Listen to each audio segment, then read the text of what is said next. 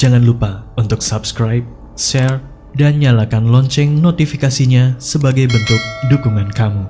Do you see what I see? Halo semuanya, perkenalkan saya Amelinda, 26 tahun dari Jakarta. Di sini saya mau berbagi cerita horor yang pernah saya alamin di awal tahun 2016.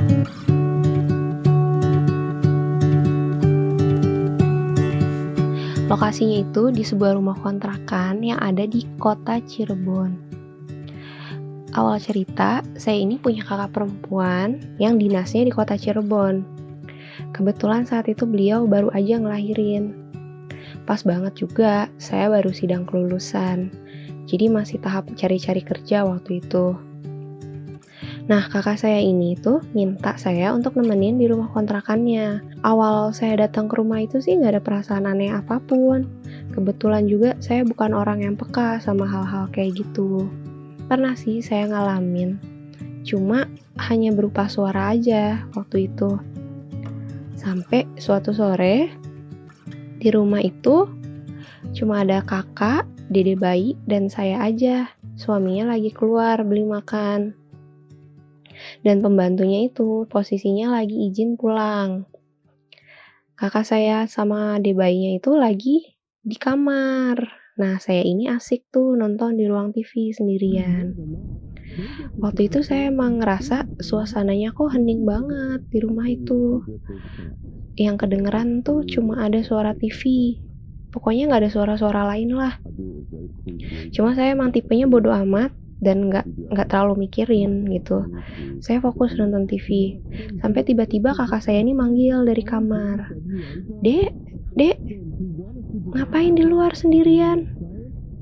Sini, masuk kamar aja. Udah, nontonnya nanti aja. Saya tetap kekeh. Enggak lagi asik. Nanti gue nyusul. Saya bilang gitu. Tapi kakak saya ini tetap maksa. Udah di kamar aja, nanti aja nontonnya. Ngapain sendirian? Pokoknya kakak saya ini maksa semaksa-maksanya. Ya udah, saya mikirnya saat itu mungkin dia lagi butuh bantuan saya di dalam. Ya udah, akhirnya saya pindah dong ke kamar.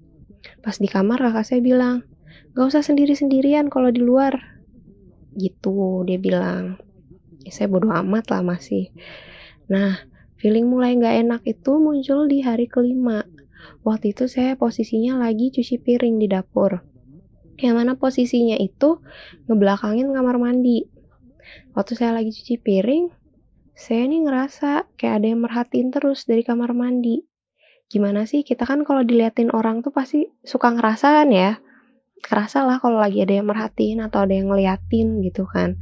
Apalagi nih jaraknya lumayan deket. Sampai tuh saya bolak-balik nengok ke kamar mandi. Tapi tuh gak ada apa-apa di kamar mandi itu. Saya positive thinking aja, mungkin tuh memang perasaan saya aja, emang penakut gitu. Tapi emang kamar mandinya ini agak horor ya kalau bagi saya. Entah kenapa suasananya gelap terus. Padahal udah dipasang lampu yang terang benderang. Tapi suasananya itu kayak muram terus. Nah, keanehan berikutnya ini muncul lagi waktu saya ke kamar mandi. Pokoknya tiap saya ke kamar mandi itu, saya sering banget ngerasa merinding tiba-tiba saat dalam kamar mandi itu. Dan makin ngerasa ada yang perhatiin aktivitas dalam kamar mandi itu. Padahal sebelum masuk kamar mandi pun, saya udah baca doa. Cuma tetap aja ngerasa gak nyaman dalam kamar mandi itu. Pokoknya di dalam kamar mandi itu saya gak pernah mau lama-lama. Selalu cepat. Mandi pun saya bener-bener buru-buru. Selain itu juga, keanehan berikutnya di rumah itu adalah tiap malam atau pas menjelang maghrib, bayi kakak saya itu selalu nangis. Nangisnya ini tuh nangis yang ngejerit, yang nangis yang seperti orang ketakutan, bener-bener kayak ketakutan, menjerit gitu. Padahal udah ditenangin sama kakak saya, dikasih susu, di pangku-pangku, tetap aja dia kayak menjerit ketakutan. Dan dia tuh gak pernah bisa tidur malam. Sampai suatu malam, ini mungkin puncaknya yang saya alamin. Saat itu kakak sama bayinya dan juga saya tidur di kamar utama. Suaminya masih stay di ruang TV. Si dede ini rewel banget. Posisinya saat itu udah jam 12. Jam 12-an lah. Akhirnya suaminya ini ambil alih anaknya untuk ditenangin aja sama dia. Nah, kakak saya sama saya biar bisa istirahat, maksudnya seperti itu. Pas saya melek, pas saya nengok ke tembok kamar, saya ngeliat jelas, benar-benar jelas, pocong yang benar-benar asli.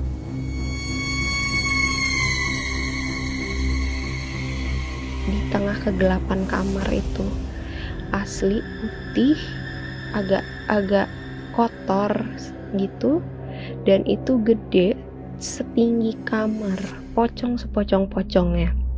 Saya nggak lagi ngigo, saya nggak lagi ngelindur, badan saya nggak bisa digerakin, mau posisi teriak juga saya nggak bisa tuh keluar suara.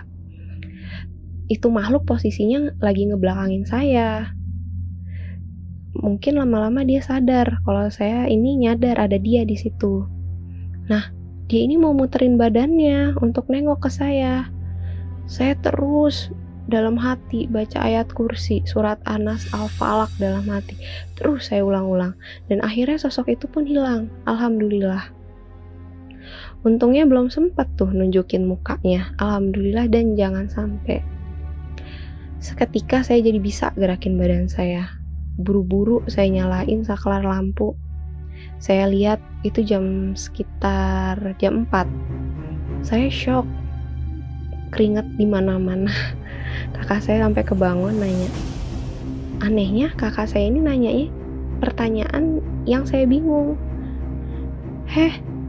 Ngapain sih lampu pakai dimatiin? Jangan pernah deh matiin lampu. Loh, harusnya kan saya yang nanya itu ke dia. Ngapain sih kakak nih matiin lampu? Terus suaminya itu saya lihat di luar udah tidur sama bayinya di kamar sebelah.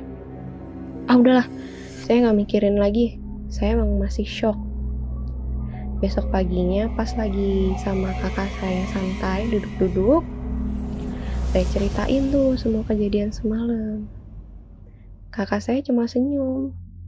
Oh, udah ketemu ya? Sialan juga ya, dia ngeganggu sampai kayak begitu. Akhirnya kakak saya ini cerita semuanya ke saya.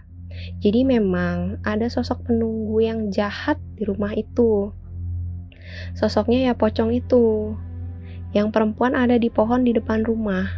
Pohonnya itu padahal juga gak besar loh. Nah, yang kecil ini ada di kamar pembantu. Dan yang laki-laki, which is ini yang paling kuat dan mendominasi. Ini sarangnya ada di kamar mandi. Dan si laki-laki inilah yang nunjukin wujudnya ke saya. Makanya itu juga alasan kenapa kakak gak pernah ngebiarin saya nonton TV sendirian. Sekalinya saya mau nonton, pasti sama kakak saya itu pintu kamarnya dibuka, biar dia bisa mantau saya dari kamar. Dan feeling saya soal kamar mandi itu pun terjawab. Ternyata memang kamar mandi itu sarangnya dia yang paling saya benci. Ya, sekian cerita dari saya. Mohon maaf untuk segala kekurangannya. Terima kasih buat teman-teman yang sudah mendengarkan. Selamat malam.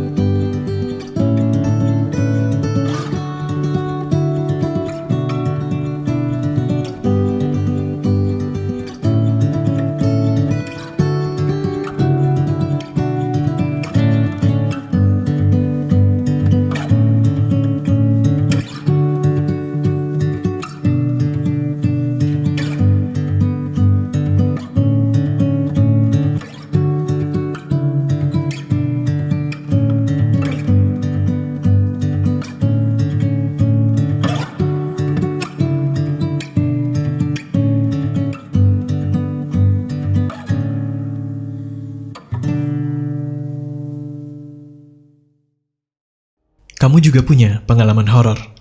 Kirim cerita kamu ke alamat berikut. Do you see what I see?